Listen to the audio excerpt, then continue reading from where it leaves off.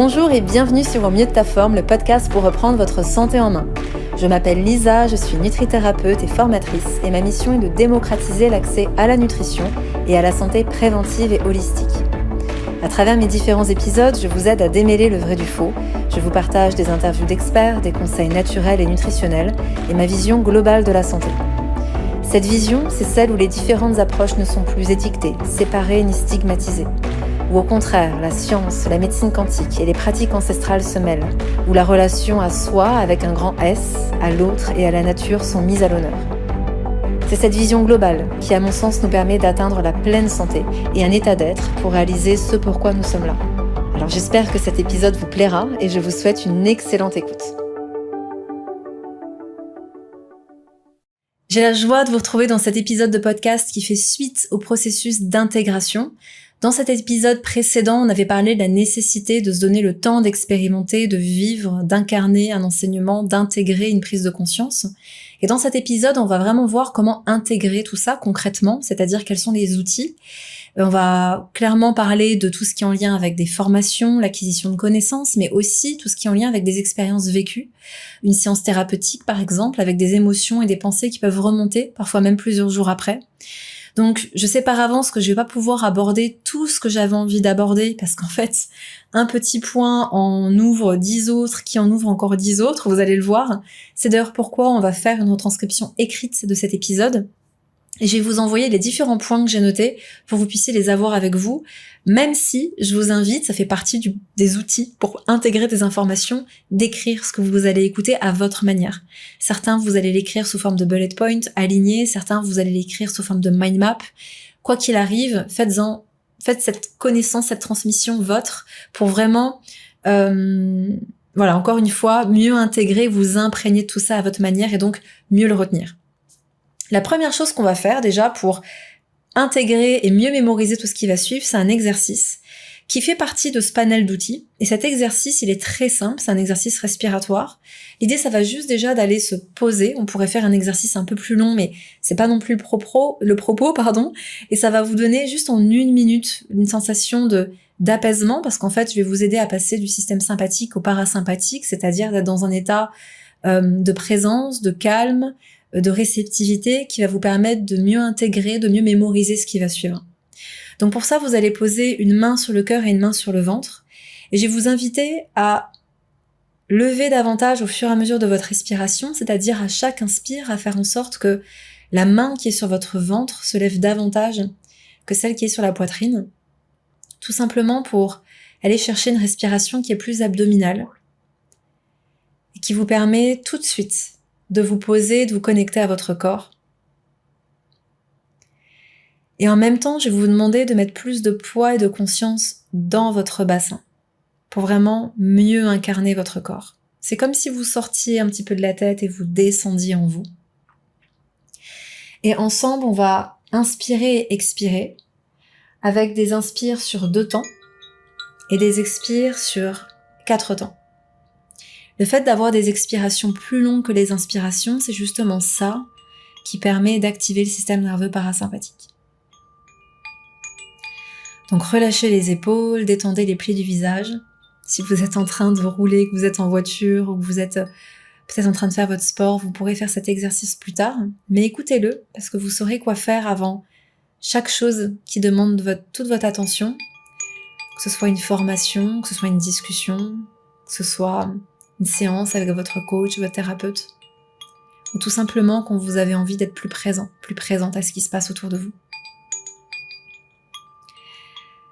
Allez, ensemble, on va inspirer sur 1, 2, et expirer sur 1, 2, 3, 4. On inspire sur 1, 2, expire 1, 2, 3, 4, inspire 1, 2, expire 1, 2, 3, 4, inspire 1, 2, expire 1, 2, 3, 4, inspire 1, 2, expire 1, 2, 3, 4.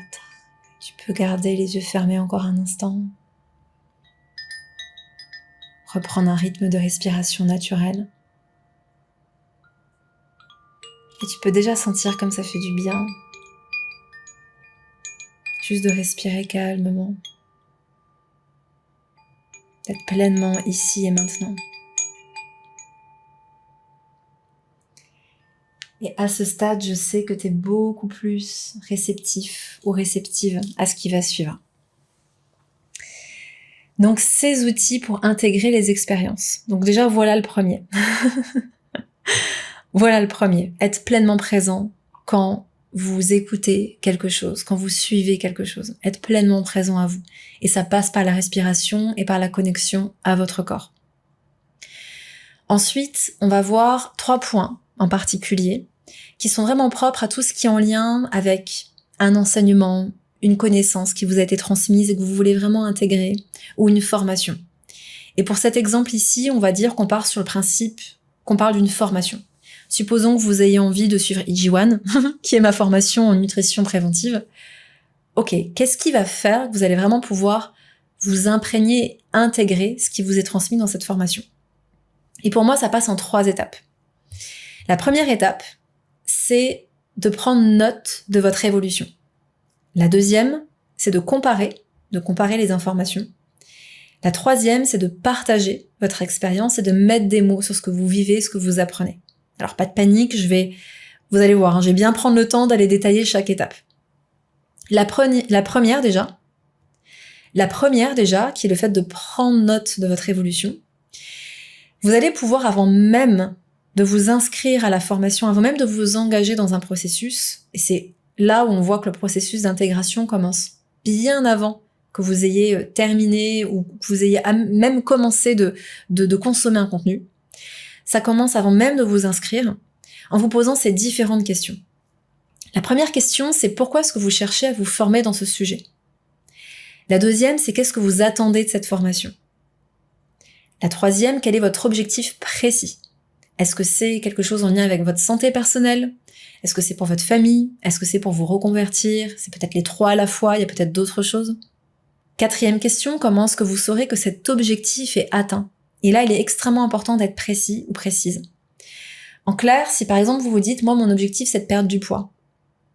Comment est-ce que vous saurez que cet objectif il est atteint? Est-ce que c'est que vous aurez perdu 100 grammes? Ou est-ce que vous aurez perdu 10 kilos dans un an? Est-ce que c'est que vous allez rentrer dans cette robe que vous adorez?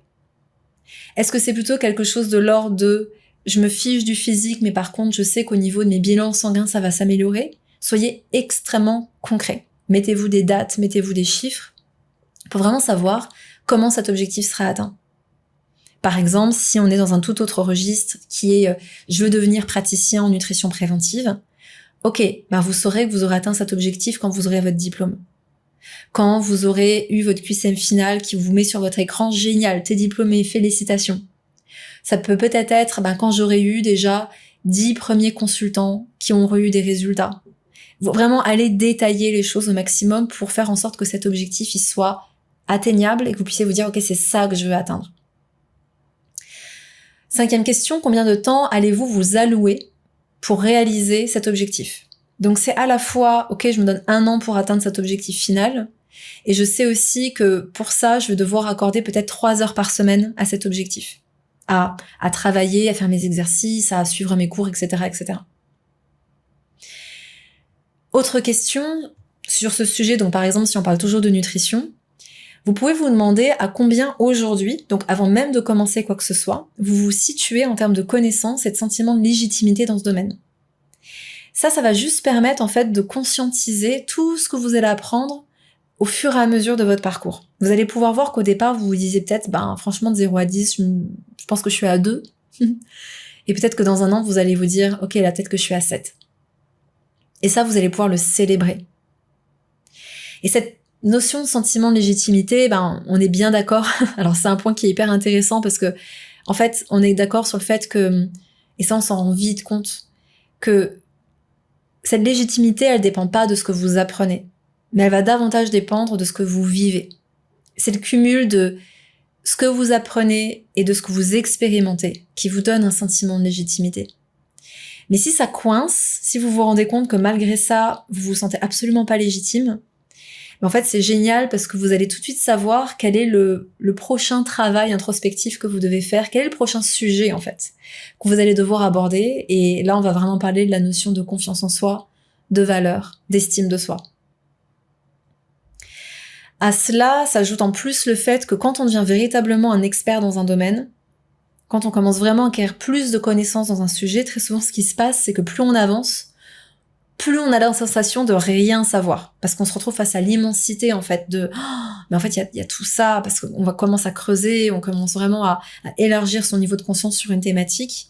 Mais en fait, se sentir un peu paumé face à l'immensité de tout ce qui existe, c'est très bon signe. Pourquoi c'est bon signe et pourquoi moi je le vois comme quelque chose de positif? Parce que, ça met toujours un peu d'humilité dans notre discours. Ça nous montre que de toute façon, on ne peut pas tout savoir. Et ce que j'aime beaucoup derrière ça, c'est que ça remet tout le pouvoir sur comment on incarne la connaissance. Parce que la manière dont on l'incarne, la manière dont on expérimente les choses, ça c'est unique. Et du coup, notre manière de transmettre ce que nous on a vécu, ce que nous on a intégré de ça c'est unique. Et c'est à ça que vous devez vous accrocher. Et du coup, ça m'amène aux autres questions qui sont: qu'allez-vous mettre en place pour incarner cette connaissance? Donc, ça pourrait être de dire: j'ai envie de changer mes menus du tout au tout.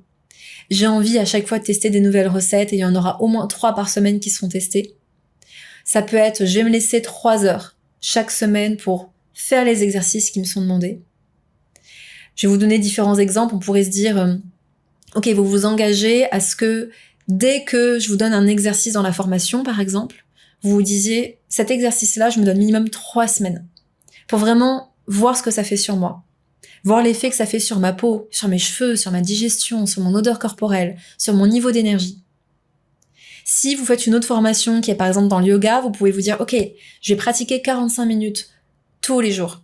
Je vais pratiquer 45 minutes d'asana, puis faire peut-être 15 minutes d'une autre pratique de yoga, des mantras, des kriyas, du pranayama par exemple.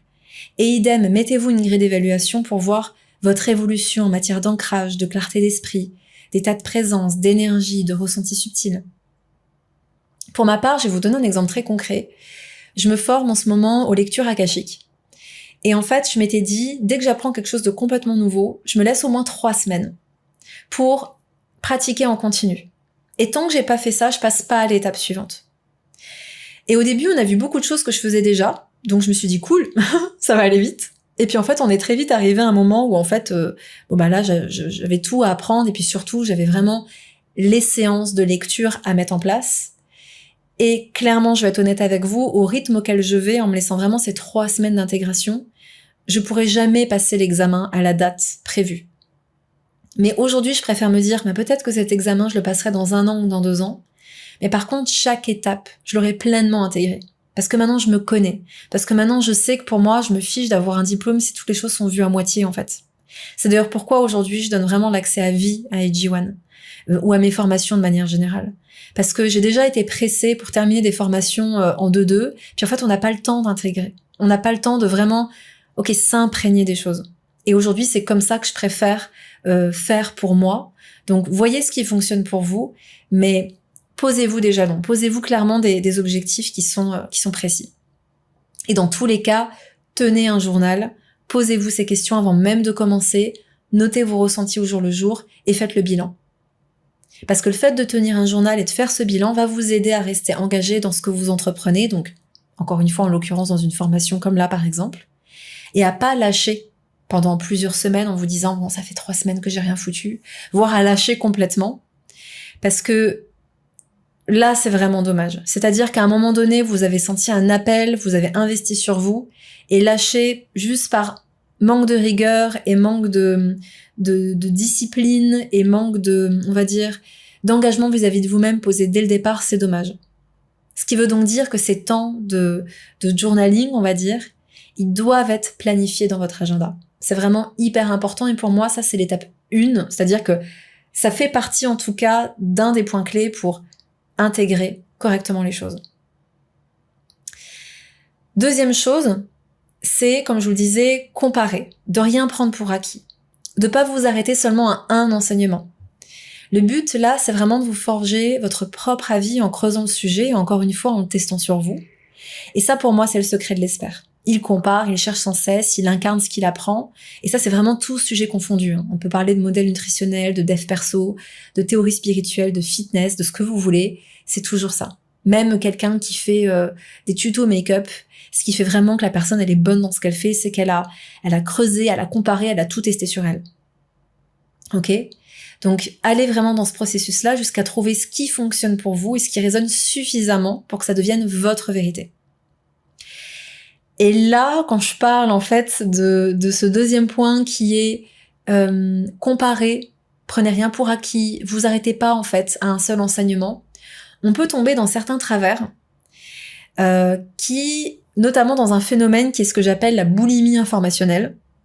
Et je vois beaucoup de gens, et j'en fais partie, qui cumulent plein de connaissances, qui cumulent plein de formations, qui cumulent plein de lectures.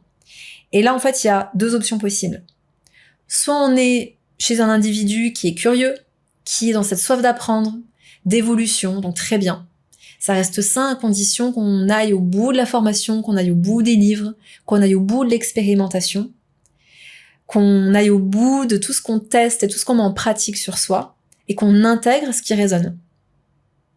En fait, le garde-fou ici, c'est de se dire que, ok, on peut sans cesse cumuler plein de choses, mais pensez tout ce qu'une formation, tout ce qu'un livre, tout ce qu'un enseignement vous apporte avant d'aller plus loin.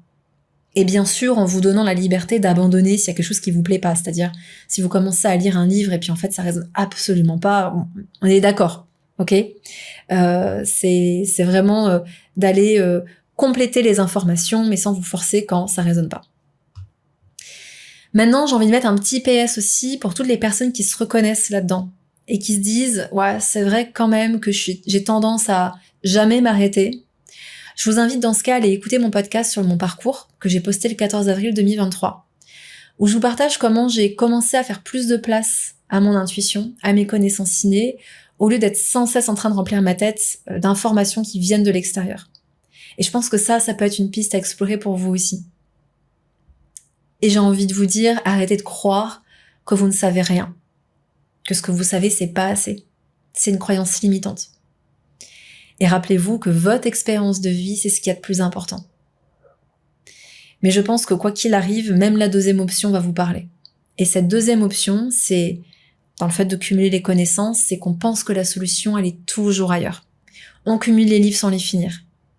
On s'inscrit à des formations qu'on a achetées parce qu'on sait qu'il y a quelque chose dedans qui peut nous transformer. Mais on ne suit pas les formations, on s'arrête au bout de 10%. Ou encore, on les suit, mais ça reste sur un plan mental et on passe pas à l'action. Mais un exemple tout bête, et ça je pense que ça va vite vous parler, vous pouvez enregistrer autant de vidéos de fitness que vous voulez et lire autant de bouquins que vous voulez sur le sujet. Si vous vous entraînez pas tous les jours, vous n'aurez pas de résultat. Et je pense que ce comportement, en fait, qui est qu'on pense toujours que la solution, elle est ailleurs, je pense qu'en grande majorité des cas, ce qui explique ça, c'est qu'on est câblé sur le manque. On est vraiment câblé sur une énergie de manque. Et là, la clé, à mon sens, que je vais vous donner, c'est que c'est très simple, il faut juste se connecter sur la fréquence d'abondance. Et comment on fait ça ? Tout simplement en cultivant sa gratitude au quotidien et en remerciant pour ce qu'on a déjà. Et là, juste avec cet exercice, j'ai envie de vous dire qui va passer à l'action. Parce qu'en réalité, vous pouvez déjà arrêter d'écouter cet épisode ici parce que je vous garantis que si vous exprimez votre gratitude pour tout ce que vous avez dans votre quotidien aujourd'hui, vous allez voir tellement de changements dans votre vie, tout simplement parce que vous changez de fréquence. Tout simplement parce qu'au lieu d'être câblé sur le manque, vous êtes câblé sur l'abondance. Et il y a des choses qui vont changer en vous. Donc voilà pour ce deuxième point. Maintenant, le troisième, où je vous disais partagez votre expérience, expliquez ce que vous avez appris, conscientisez. Pourquoi je vous dis ça ? Parce qu'en fait, en mettant des mots sur ce que vous vivez, vous allez faire de cette expérience votre réalité. Ça va vraiment devenir encore plus concret en posant des mots dessus. Et je pense que pour comprendre cette notion de qu'est-ce qui fait en fait que de mettre des mots, ça permet de créer sa réalité, je pense que pour vous expliquer ça, j'ai besoin de revoir un petit peu avec vous les étapes qui permettent de reprendre le pouvoir sur notre réalité et de la créer. Et vous allez voir, en fait, c'est très simple. Pour créer votre réalité, la première chose à faire, c'est d'utiliser votre pensée et de la diriger vers votre objectif. Et encore une fois, cet objectif, il est fondamental parce qu'en le posant, vous allez prendre l'engagement de changer. Vous allez prendre l'engagement de vous identifier à cette nouvelle version de vous-même, à cette nouvelle capacité que vous allez acquérir. Et c'est une étape hyper importante parce que si vous n'en prenez pas conscience maintenant, vous ne serez pas à même d'identifier les résistances inconscientes à ce changement. Et ces résistances, elles viennent d'où ? Elles viennent du fait que ce que vous êtes et ce que vous faites aujourd'hui, c'est dans votre zone de sécurité. Et attention, la zone de sécurité, ça veut pas dire que c'est une zone confortable. Peut-être que ce que vous êtes et ce que vous faites aujourd'hui, ça vous est inconfortable. Peut-être que ça vous dessert. Mais en tout cas, c'est votre zone connue. Et sortir de cette zone-là, ça peut être extrêmement challengeant. C'est pourquoi le fait de se dire, ok, c'est là que je veux aller. Et je sais qu'il va y avoir des résistances, c'est hyper important. Parce que quand vous allez voir que vous annulez une séance que vous aviez bookée avec vous-même, quand vous allez vous dire, ah, j'ai pas le temps, quand vous allez procrastiner quelque chose, quand vous allez penser qu'en fait c'est pas de votre ressort, que vous n'êtes pas capable, allez voir à ce moment-là ce que ça dit de vous. Allez voir ce qui vous fait peur à l'idée de changer. Est-ce que c'est une peur de l'échec ? Est-ce que c'est la crainte de pas réussir ? Est-ce que c'est du perfectionnisme ? Parce que vous mettez la barre tellement haut que vous vous dites de toute façon j'y arriverai pas. Est-ce que c'est un manque de clarté sur vos objectifs ? Est-ce que c'est un manque de confiance en vous ? Est-ce que vous avez peut-être besoin de récompense ? Est-ce que vous avez besoin de soutien ? Tout ça, bien souvent, c'est des choses inconscientes qui induisent des comportements automatiques, qui induisent en fait des résistances qui s'apparentent un petit peu à de l'autosabotage. Donc, utilisez votre pensée en la dirigeant vers un objectif clair, en ayant conscience qu'il va vous faire sortir de votre zone de sécurité. Et donc, ça va vous permettre de prendre conscience de ce qui est encore inconscient, de prendre conscience de tous les petits comportements, vous allez vous dire résistance, résistance, résistance, d'où elle vient, qu'est-ce qu'elle a à me dire, qu'est-ce que j'ai à apprendre de moi derrière ça. Deuxième étape pour créer sa réalité, associer cet objectif à des images et des émotions fortes via la visualisation. Ce qui veut dire que par exemple tous les matins, vous allez vous dire « Ok, j'ai envie de devenir praticienne en nutrition préventive et holistique. » Ça veut dire que je me vois dans une entreprise, en train d'animer un atelier, où je vois vraiment les personnes m'écouter, où je sens que je suis à l'aise dans ma prise de parole, où j'ai confiance en ce que je transmets, où je suis pleine d'énergie, où waouh, je me vois, mon corps il a changé, ma peau elle est plus belle. Et mettez-y le maximum de ressenti, de sens. Mettez-y des odeurs. Qu'est-ce que ça sent dans cette salle ? Quelle matière vous portez ? Quel est le contact des habits sur votre peau ? Qu'est-ce que vous entendez ? Qu'est-ce que vous voyez ? Qu'est-ce que vous avez bu dans cette salle de réunion juste avant de faire votre présentation pour que vraiment votre cerveau, en fait, il se dise « En fait, c'est réel ?» Mais alors si c'est réel, c'est là que je dois aller. Et là, c'est pareil, ça va vous câbler sur cette fréquence-là, sur cet objectif-là. Et une fois que vous avez votre objectif clair et que vous avez votre visualisation claire, la troisième étape, c'est de poser les jalons pour vraiment mettre tout ça en place dans la matière. Donc ça peut être des choses toutes bêtes. Ok, je vais m'acheter un agenda, je vais planifier mes séances de formation, je vais planifier du temps pour mes exercices, je vais peut-être prendre une nounou pour que les enfants ils soient gardés 3 heures tous les mercredis, ou alors tous les dimanches matins quand les garçons ils sont au foot, c'est là que je vais faire ma séance. Vraiment planifier les choses. Quatrième point, faites-le, parce qu'on est beaucoup à planifier plein de trucs et à pas le faire. Donc ce qui veut dire que si finalement vous n'êtes pas dispo de manière exceptionnelle, parce que voilà, à ce moment-là, ce dimanche-là, il n'y avait pas foot, et que vous devez skipper votre séance, ne la supprimez pas, mais décalez-la. C'est un point fondamental, sinon vous allez vous retrouver dans 3 mois exactement au même point, parce que vous décalez, puis en fait vous supprimez en fait à chaque fois votre séance de la semaine. Repositionnez-la dans la semaine, mais ne la supprimez pas. Et donc 5, on en vient à ce point qui est partager, parler de tout ça, parler de votre objectif, parler de ce que vous réalisez, parler de ce que vous apprenez, de tout ce que vous vivez au quotidien. Parler aussi de ce dans quoi vous vous projetez, de votre objectif, parce que le verbe est créateur. Et les mots que vous employez sont extrêmement puissants. Parce que quand on verbalise quelque chose sur soi, on l'incarne davantage. Et là, je vais vraiment vous inviter à mettre beaucoup de conscience sur le choix des mots. Parce que ce choix-là, il a son importance.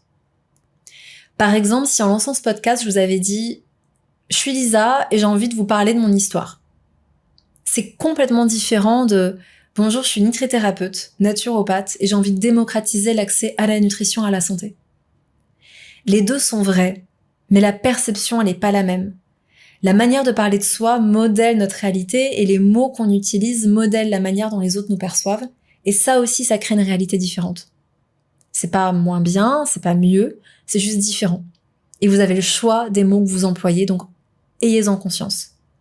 Et si vous vous rendez compte qu'il y a des mots qui pour vous, c'est pas complètement aligné, parlez-en. C'est là où en fait on peut vraiment aller consulter, on peut se faire coacher, on peut se faire accompagner, on peut peut-être en parler avec un réseau d'entrepreneurs, un réseau d'autres praticiens, avec les autres élèves de la formation pour aller voir est-ce que c'est ok que je sois pas ok d'utiliser ce mot-là, ou alors justement il y a peut-être quelque chose à aller travailler encore une fois sur la notion de confiance en soi, etc., etc. Un autre exemple qui peut-être sera un peu plus évident encore, si je dis sans cesse à mes proches que je suis timide et introvertie, par la force des choses, je vais m'enfermer dans les limites de ces étiquettes. Et mon entourage va aussi me percevoir comme ça. Or, on peut décider de quitter cette zone de sécurité bien connue de la timidité et choisir de devenir confiant dans notre prise de parole. Et tout ça, ça dépend juste de l'histoire qu'on se raconte. Alors vous allez me dire, comment changer d'histoire en fait ? Parce que si je me dis ça depuis toujours, on fait comment pour changer ce discours intérieur ? Et là, en fait, ça passe par le travail sur tous vos programmes inconscients. Et ces programmes, ils sont engrammés en vous très souvent de 0 à 7 ans. Ça peut être des traumas, ça peut être des expériences fortes dans votre vie, mais la très grande majorité, c'est ce qui se passe de 0 à 7 ans. Et ça, je vous l'expliquerai dans un autre podcast parce que c'est vraiment passionnant d'aller voir qu'est-ce qui se passe au niveau des ondes cérébrales. Qu'est-ce qui fait que on est vraiment dans un état d'auto-hypnose de 0 à 7 ans qui fait que tout ce qu'on voit, tout ce qu'on observe, tout ce qui nous est inculqué, on est vraiment comme un disque dur à télécharger en fait. Donc, partagez votre expérience, ce qui induit aussi savoir s'affirmer et savoir vraiment respecter votre choix. Et là, c'est important parce que personne n'a le droit d'amenuire ce en quoi vous croyez, ce qui vous anime. Si vous êtes pleinement en accord avec vous-même, si votre objectif il est clair, si ça vous semble bénéfique pour vous, ça vous regarde, personne n'a le droit de vous juger sur les changements que vous entreprenez. Et si quelqu'un prend ce droit, c'est parce que vous lui donnez, et pas forcément verbalement. Mais si vous doutez de vous-même, si vous avez peur du jugement, si vous avez peur d'affirmer votre point de vue, alors attendez-vous à ce que la vie vous challenge et vous mette sur votre chemin quelqu'un qui va vous critiquer, quelqu'un qui va remettre en question vos choix, vos décisions. Et ça, en fait, en réalité, c'est un vrai cadeau que vous fait la vie parce que vous allez tellement apprendre de ça. Vous allez tellement apprendre à lâcher prise sur ce que les autres racontent, sur ce que les autres vous remettent en question sans cesse. Vous savez, j'ai un exemple qui colle à peu près à cet exemple-là. Quand j'étais déjà thérapeute installée, donc j'étais vraiment déjà, je me sentais légitime et droite dans mes bottes et ça faisait déjà plus de 10 ans que j'expérimentais la santé holistique et la nutrition. Et j'avais un couple d'amis qui, c'était même pas un couple d'amis, c'était plusieurs couples d'amis qui étaient pas du tout là-dedans. Et donc dès que je les invitais, c'était Lisa avec ton tofu, on va encore manger des graines. T'as mis la courgette dans le gâteau, après on va se faire un McDo les gars. Voilà, c'était ce genre de truc, c'était jamais méchant, bien sûr. Mais chez quelqu'un qui peut être sensible, ça peut être difficile. En fait, au bout d'un moment, ça peut être, on peut se sentir mal à l'aise en fait. Et je me souviens, je rigolais, je rebondissais même pas. La Lisa, quelques années avant, elle aurait pu dire mais vous vous rendez pas compte, c'est bon pour ci, c'est bon pour ça, gna, pour vraiment expliquer sans cesse. Je savais que ça servait à rien. Parce que la meilleure manière de transmettre quelque chose, c'est de le transmettre par l'exemple. Et c'est exactement ce qui s'est passé avec ces personnes-là. C'est-à-dire que quand elles ont vu que pendant 1 an, 2 ans, j'étais toujours droite dans mes bottes, que je réagissais pas, que je souriais, que je rigolais à leurs blagues et que je faisais ma tambouille et que je continuais de cuisiner pareil, et que je leur disais si vous venez chez moi c'est végétarien, ramenez votre viande si vous voulez pour la mettre au barbecue, mais moi c'est veg et c'est comme ça qu'on mange, après vous faites ce que vous voulez. Vous voulez fumer très bien mais vous allez dehors, vous fumez pas chez moi. À partir du moment où j'étais droite dans mes bottes par rapport à ça, déjà ils ont bien senti qu'il y avait pas de prise donc ils ont arrêté en fait de me faire des blagues. Puis surtout en fait au bout d'un moment ils se sont dit purée mais Lisa, t'es toujours en bonne santé, t'as toujours la patate, Tu rentres toujours dans tes jeans, t'es toujours rayonnante, donc surtout les filles en fait, elles venaient me voir, elles me disaient purée quand même, qu'est-ce que tu fais en fait? Ça m'inspire ce que tu fais. Et quand j'ai lancé EG1, ce qui a été fou, c'est que tous ont acheté la formation. Et ça m'a tellement touchée. Parce que c'est vraiment la preuve que pour moi, c'était les personnes que j'aurais jamais pu convaincre. Et j'ai jamais tenté de les convaincre. Mais juste en étant alignée avec ce que je voulais vraiment vivre pour moi, je me suis pas laissée atteindre par les blagues, par les remarques. Mais au bout d'un moment, en fait, ça paye. Et soit, en fait, les gens vous lâchent la grappe et voient que ça vous fait tellement du bien qu'ils vont pas venir vous déranger. Soit peut-être que parfois, vous allez devoir vous affirmer face à des personnes qui vous disent « Attends, mais c'est quoi ces conneries? C'est juste ta. Ça, je le fais pour moi, je t'ai pas demandé ton avis, en fait. » Et parfois, c'est important de pouvoir aussi juste remettre vos limites. Et vous allez voir que plus vous allez droit dans vos bottes, moins vous allez attirer des personnes et moins les gens vont sentir qu'il y a la brèche pour vous faire une réflexion. Donc voilà déjà pour tout ce qui est en lien avec, comment on intègre et comment on peut vraiment s'imprégner d'un enseignement, d'une formation, de quoi que ce soit. Maintenant, si on élargit un petit peu tout ça à une expérience vécue, ça peut être une séance thérapeutique, une séance en état modifié de conscience, introspectif. Je précise parce que des fois, on peut être en état modifié de conscience parce qu'on a pris des drogues et qu'on fait la fête. Là, je parle vraiment de quelque chose d'introspectif. Peut-être avec une méditation, peut-être avec une séance d'hypnose, peut-être avec une séance soma, avec d'autres types de respiration, type holotropique, type rebirth. Peut-être que vous avez fait l'usage de psychédéliques d'un point de vue thérapeutique, en étant accompagné. Quoi qu'il arrive, vous avez peut-être vécu une expérience de vie intense et qu'il y a des émotions, des pensées qui remontent. Et là, qu'est-ce qu'on fait pour intégrer tout ça? Donc déjà, très souvent, et ça c'est une question qui m'a beaucoup été posée, c'est « Lisa, quand j'intègre quelque chose, je suis crevée. » Donc comment je fais? Quand le corps il est fatigué, c'est qu'il a besoin d'intégration. Quand on fait du sport, quand on apprend quelque chose, quand on vit une expérience, on crée des nouveaux circuits neuronaux, on crée des nouveaux tissus, et tout ça, ça demande du repos. Donc parfois, on continue de se stimuler avec du café, avec du thé, on pense qu'on n'a pas le temps, on continue de carburer. Alors que pour intégrer l'expérience, il est fondamental d'honorer ce besoin de repos. Et comment on honore ça? C'est très simple. On se repose, on s'allonge, on fait des micro-siestes, on demande du soutien pour gérer le quotidien. Il faut savoir que cette énergie du rein, c'est notre batterie de fond. Et quand on est fatigué, ça montre que l'énergie du rein, elle est un petit peu à plat. Et si on n'a pas d'énergie, on peut pas avoir la clarté d'esprit, on peut pas avoir la patience et le courage d'aller voir ce qui nous traverse. Et pour recharger nos reins, c'est très simple. Il suffit de bien manger, de bien dormir, de gérer notre stress. Donc tout ça, c'est des choses qu'on voit en long, en large et en travers dans EG1 par exemple. Et on va mettre du rien dans l'agenda. C'est hyper important.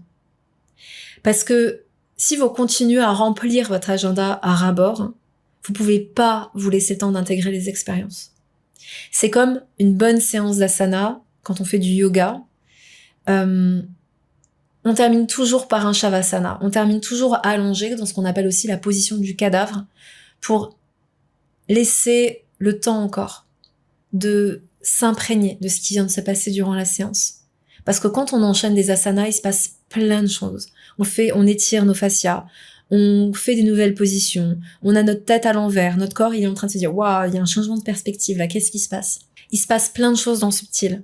Et tout ça, ça demande à être intégré et ça demande un temps de repos. Et ça, je vous invite vraiment à, dès que vous vivez quelque chose de fort, mettez-vous complètement en mode off, c'est extrêmement important. Maintenant, il est clair que quand je vous dis de mettre du rien dans l'agenda, ça demande de savoir être efficace, de savoir prioriser ses projets. Comment ne pas procrastiner pour justement après se retrouver à la bourre et se retrouver avec des semaines ultra chargées où justement on n'a pas le temps d'intégrer.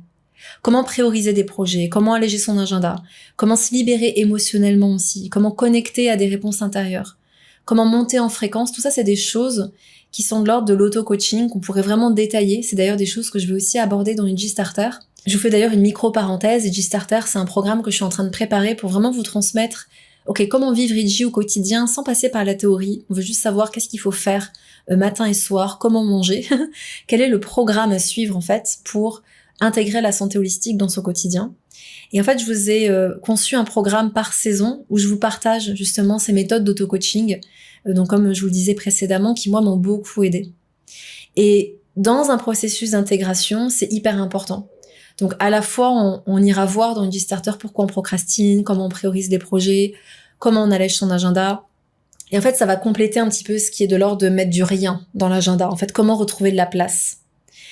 Mais il y a quand même un autre exercice que j'ai envie de vous partager ici, là, dans ce podcast pour vous aider à intégrer les choses. Et je vais peut-être vous partager celui qui, pour moi, est le plus puissant, qui est certainement le plus perché aussi, mais raison de plus pour vous le partager ici. En fait, quand je sens que il y a quelque chose qui... Je vais vous donner un exemple très concret. Je vis par exemple une séance avec une thérapeute où je vis un breathwork. Et je sens que dans les jours qui suivent, je me sens un peu plombée. Je sens que c'est venu remuer des choses deep en moi. Je sais que c'est arrivé parfois après des immersions. Il y a des personnes qui ont vécu des immersions avec nous. Et on a été remué beaucoup de choses. Et puis le fait après, où on est dans une bulle d'amour pendant une semaine, et puis après on rentre à Paris, métro, boulot, dodo, il y a une espèce de down. Et là, c'est important de vraiment mettre pause et de vous dire, ok, là, j'arrête tout. Je dis non à tout pour me retrouver seule au moins 1 heure ou 2. Et moi, c'est vraiment ce que je fais dans ces moments-là. Donc concrètement, qu'est-ce que je fais quand je sens que, voilà, je sais pas, je me sens triste, je me sens qu'il y a un nœud dans le ventre. Je me retrouve toute seule, chez moi. J'essaie vraiment ou au moins dans mon bureau, dans mon espace à moi. Et je mets une musique qui me fait monter les émotions. Pour moi, c'est vraiment quelque chose qui m'aide. Donc très souvent, c'est Estastone. Mais ça peut être d'autres choses. Mais quoi qu'il arrive, je mets une musique qui me transporte et qui me fait monter les émotions, qui m'aide à aller connecter à cette tristesse, ou à cette mélancolie, ou à cette nostalgie, ou peut-être à cette colère, peu importe l'émotion qui en font. Très souvent, parallèlement à cette musique, en fait, je me mets en état méditatif pour vraiment méditer sur ce que je ressens et observer. Et dans ces moments-là, j'essaie de voir les mots qui viennent. Cet exercice-là, en fait, pour moi, c'est ce qui me permet de tourner le regard vers l'intérieur. Et je vous assure que vous êtes tout à fait capable de faire ce genre d'exercice. À partir du moment où vous vous donnez l'espace pour le faire. À partir du moment où vous mettez du rien. Si vous mettez du rien, vous vous retrouvez avec vous-même, que vous mettez peut-être une musique ou même que vous êtes en silence. Et que vous vous dites, ça vient d'où cette tristesse? C'est quoi cette colère? Qu'est-ce qu'elle a à me dire? Peu importe l'émotion qui monte. Observez et écoutez autant de temps que nécessaire. Et moi, en fait, très souvent, dans ces moments-là, j'ai des mots qui viennent. J'ai des images qui viennent. Parfois, j'ai des chants qui sortent. Et en fait, quand je dis des chants, c'est pas des chants ultra mélodieux, c'est plus des chants qui sont plus des purges, en fait. C'est des chants qui sortent fort, qui viennent qui sortent de mes tripes, qui permettent vraiment d'évacuer ce qui est évacué. Et à ce moment-là, je sais pas ce qui sort. Est-ce que c'est une mémoire? Est-ce que c'est une émotion particulière? Est-ce que c'est lié à un trauma? Est-ce que c'est conscient? Est-ce que c'est inconscient? À ce moment-là, ce qu'il faut se dire, c'est qu'on s'en balance. On s'en fiche de savoir ce qui sort. Et ça, c'est extrêmement important parce qu'en fait, quand on est dans un processus d'intégration et de libération, très souvent, on est en train de toucher à des choses inconscientes. Donc, c'est important d'être en capacité de lâcher prise sur ce qu'on lâche et de juste vous laisser porter par la sagesse de votre corps. C'est pas grave si vous avez l'impression d'être taré sur le moment. Si vous avez l'impression que vous avez besoin de taper du poing, de taper dans un coussin, d'hurler, de danser, de faire ce que vous voulez, faites-le. Parce que votre corps sait ce qu'il a à faire pour intégrer ce qu'il est en train de se passer. Et en fait, quand vous êtes en train d'intégrer, vous devez lâcher des choses. Vous devez faire de la place pour ça. Donc laissez ces images venir à vous. Laissez peut-être des chants sortir. Laissez ces cris sortir. Permettez-vous de danser, de shaker. Le fait de shaker, ça vous permet vraiment de recalibrer votre système nerveux. Par le tremblement, vous vous libérez de toute la charge nerveuse qu'il y a derrière ce qui vous est demandé d'intégrer, ce qui vous est demandé de libérer. Étirez-vous, faites des étirements longs, parce qu'en fait, en vous étirant, vous allez travailler sur les fascias, surtout si vous vous étirez pendant au moins 3 minutes sur le même muscle, sur la même zone. Ça va permettre d'aller toucher les fascias. Je vais vous préparer un podcast d'ailleurs sur les fascias pour mieux comprendre de quoi il s'agit. Et ça vous permet de vous libérer aussi émotionnellement. Et moi, il y a une autre chose qui m'aide énormément, c'est que je prends mon tambour. Et mon tambour, je le mets face à moi, comme si vraiment je voulais me faire un soin, mais pour moi, cette fois-ci. Et donc, je le mets en miroir.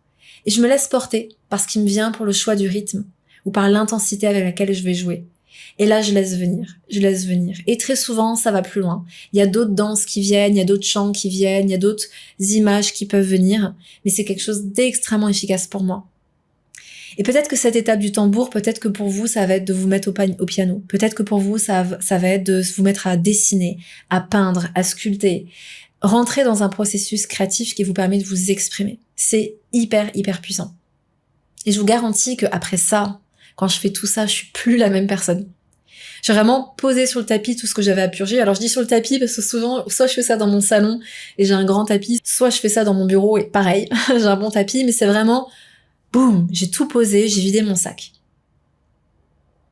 Et c'est hyper important de vous permettre d'intégrer les choses de cette manière. Donc, quand je dis intégrer, c'est lâcher ce qu'il y a à lâcher pour faire de la place, pour vous permettre de libérer les émotions, parce que c'est ça qui fait partie du processus d'intégration d'une expérience.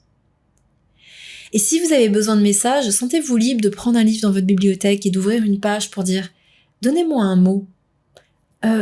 Parlez à votre subconscient, parlez à votre âme, parlez à vos guides, parlez à l'univers, parlez à qui vous voulez en disant « Qu'est-ce qui vient de se passer ? Donnez-moi un message ». Prenez un oracle si vous voulez, si vous en ressentez le besoin. Mais c'est même pas nécessaire parce que sur le plan inconscient, les choses elles se sont passées. Et donc c'est hyper important parce que combien d'entre nous vident leur sac non pas sur le tapis, mais sur leur mari, sur leurs enfants, sur leur animal de compagnie, sur leurs collègues. Parce qu'on perd patience, parce qu'on explose. Tout simplement parce qu'on n'a pas pris ce temps de processer les choses avec nous-mêmes, dans un espace safe. Et je pense qu'il y a vraiment mieux à faire, vous croyez pas, que de se lâcher sur les autres. Donc croyez-moi, ouvrir un espace à soi, comme celui-ci, c'est ultra, ultra, ultra puissant. Et pour moi, c'est vraiment un exercice clé dans tout processus d'intégration. Maintenant, pour finir, je vais répondre à une question qui m'a été posée par une personne sur Instagram qui me disait « Une fois que tu as constaté que depuis toute jeune, tu te remplissais ton temps avec du fer », donc ça, elle faisait vraiment référence au podcast sur le processus d'intégration et où je disais que j'étais vraiment en mode faire et qu'à un moment donné, j'ai dû faire place à l'être. Donc elle me demande « Qu'est-ce que tu as mis en place dans ton quotidien pour être plus dans l'être et comment tu as fait pour rentrer dans une autre dynamique ?» Et là aussi, ça s'est passé en fait en 3 étapes. La première étape, c'est que j'ai commencé par le factuel. C'est-à-dire que j'ai commencé à dire non à tout ce que j'avais pas envie de faire et à toutes les personnes que j'avais pas envie de voir à 100%. Et je sais déjà là que ça peut être très challengeant, mais c'est prioritaire. Rappelez-vous que de dire non à l'autre, c'est parfois, voire souvent, nécessaire pour se dire oui à soi. Première étape fondamentale. 2, couper les sollicitations. Donc prévoyez seulement un temps par jour pour regarder vos mails, vos messages, vos réseaux sociaux. Parce que quand vous lisez tout ça, vous mettez votre énergie dans les projets des autres, mais pas dans les vôtres. 3e point, déléguer. Et personnellement, j'ai cette tendance à prendre tout en charge, même en ce qui concerne la maison, pour moi la nourriture pour les chats, ce genre de choses. Et par exemple, là ces derniers jours, j'étais ultra débordée. Et à un moment donné, je me suis dit, mais en fait là, j'ai pas le temps de m'occuper de ça. Et j'ai juste demandé à mon conjoint, je lui ai dit, excuse-moi, tu peux juste, s'il te plaît, prendre ça en charge de A à Z. Je te délègue cette tâche-là parce qu'en fait, là, j'arrive pas. Ça peut être de vous dire, ok, mon temps, il est ultra précieux. À combien j'évalue mon temps? Et est-ce que ça vaudrait pas le coup de payer une femme de ménage peut-être 2 heures par semaine juste pour me délester de ça et prendre ce temps pour moi? Vraiment, prenez ce temps pour vous questionner sur qu'est-ce que vous pouvez déléguer, qu'est-ce que vous pouvez vous offrir, et est-ce que vous êtes en capacité d'exprimer votre besoin et demander de l'aide à vos proches aussi quand vous sentez que vous êtes submergé en fait. 2e étape importante, allez jeter un œil du côté de l'enfance et des schémas parentaux. Parce qu'en fait, on est tout simplement dans la répétition parfois d'un schéma, et à partir du moment où il est conscientisé, là seulement ça peut être traité. Parce que pour ma part, je me suis vraiment rendu compte que depuis que j'étais toute petite, j'ai toujours eu un agenda qui débordait. Et de conscientiser ça, je me suis dit, ok, c'est mon mode de fonctionnement, donc je vais y être particulièrement vigilante. Je vais m'obliger à mettre une demi-journée de libre dans mon agenda toutes les semaines, parce que je sais que mon modèle et mon programme depuis que j'ai 4 ans, c'est de me blinder l'agenda. Donc c'est déjà juste de, mettre un petit peu plus de lumière sur ces schémas que nous ont légués nos parents, pour se dire, je mets de la conscience dessus et j'ai envie de changer ça. Et donc on peut décider de devenir cette personne qui met du rien dans l'agenda, on peut décider de devenir cette personne qui a la capacité de se prioriser, de mieux s'organiser, de prendre du temps pour elle. Et dans NG Pocket, qui est l'application justement que j'ai conçue, qui va sortir au mois de juillet, vous aurez des fréquences sonores propres aux états d'auto-hypnose, avec toutes mes meilleures affirmations, pour vous soutenir dans ce type de reprogrammation, pour vraiment dire ok, c'est ça que j'ai envie de devenir, et comment je change mon programme. Parce que quand on parle de schéma dans l'enfance, on parle vraiment de programme. Et la troisième et dernière étape, c'est d'observer l'histoire qu'on se raconte. Parce que pour moi, dans qu'est-ce qu'on se raconte, il y a vraiment quelque chose de l'ordre de l'énergie dans laquelle on est, de la fréquence, encore une fois, dans laquelle on est. C'est un peu la même histoire que manque, abondance. Bah là, c'est pareil. Pour ma part, je suis vraiment passée par toutes ces étapes. J'ai délégué, je me suis fait coacher, j'ai vraiment essayé d'être plus efficace, d'être plus productive, de me libérer du temps, d'avoir une équipe, etc., etc. Et malgré tout, je me suis retrouvée à un moment de ma vie où je me disais, mais bordel, pourquoi je n'ai toujours pas le temps que je voudrais avoir ? Et en fait, c'est très simple, c'est qu'à un moment donné, je me suis posée avec moi-même et je me suis dit, ok, qu'est-ce qui coince ? Qu'est-ce que j'ai pas encore capté ? Qu'est-ce qui, sur un plan énergétique, sur un plan encore inconscient, j'ai pas vu ? Et juste d'être en silence et de me refaire l'histoire, d'aller revoir comment j'étais enfant, d'aller revoir qu'est-ce que je me racontais, d'aller vraiment méditer là-dessus, en fait. Là, j'ai pu voir qu'il y avait quelque chose qui a popé à ce moment-là et qui a été... en fait, depuis toujours, je fais tout toute seule. Je suis câblée sur je dois me débrouiller toute seule. Et je me raconte de manière complètement inconsciente que je suis toute seule, malgré ma famille, malgré mes amis, malgré l'équipe qui m'accompagne. Et donc à ce moment-là, j'ai vraiment pu me dire, ok, maintenant cette histoire que je me raconte, cette histoire que j'ai pu identifier, je la remplace par je suis soutenue. Je suis soutenue par des personnes formidables. Je suis soutenue par mon équipe, ma famille, mes amis. Et tout ça, ça m'a vraiment permis de changer mon discours intérieur, de changer l'histoire que je me raconte, d'aller péter quelque chose qui, sur le plan énergétique, était encore bien présent et qui fait que je continuais, en fait, de fonctionner en solo et de me remplir l'agenda comme si tout dépendait que de moi. Et vous allez peut-être vous dire à cette étape-là, ouais, mais moi, je suis pas capable de mettre en silence, d'avoir des réponses qui viennent. Faux, archi faux. On est tous capables de fermer les yeux, de se poser des questions et d'aller voir qu'est-ce qui pop-up. Et sachez que tout ce qui pop-up est juste, est profondément juste. Tout ce qui pop-up a toujours un message à vous donner. Il faut juste être un petit peu patient. Et après, peut-être que pour vous, ce qui marche le mieux, c'est de fermer les yeux, de vous poser la question et d'écrire. Peut-être que ça va être de vous enregistrer à voix haute. Peut-être que ça va être de rester en silence. Mais vous allez trouver votre méthode. Et ça, c'est hyper, hyper, hyper important. Parce que c'est vous qui avez les réponses. Donc voilà ce que je peux dire sur ces différents process d'intégration. Et voilà ce que je peux dire pour répondre à cette question. Donc j'espère vraiment que cet épisode aura pu vous éclairer, vous donner des clés concrètes. Si vous souhaitez télécharger le récapitulatif de cet épisode, je vous invite à aller voir en lien sous cette vidéo ou sous cet épisode si vous écoutez ça sur une plateforme de podcast. Et puis comme toujours, je vous retrouve très bientôt pour un nouvel épisode. Le prochain parlera justement des fascias. Et en attendant, prenez bien soin de vous. Bye bye. J'espère que cet épisode vous a plu. Si oui et si mon podcast vous permet d'opérer des changements dans votre vie, je compte sur vous pour le noter dans votre application préférée et pour le diffuser auprès de vos proches car c'est la meilleure manière de soutenir mon travail. Si vous souhaitez aller plus loin, je vous invite à me retrouver sur mon site lisasalis.com ou sur celui de mon académie HYGIE, sur laquelle vous trouverez de nombreuses formations avec une approche holistique de la santé. À très vite et comme toujours, prenez bien soin de vous.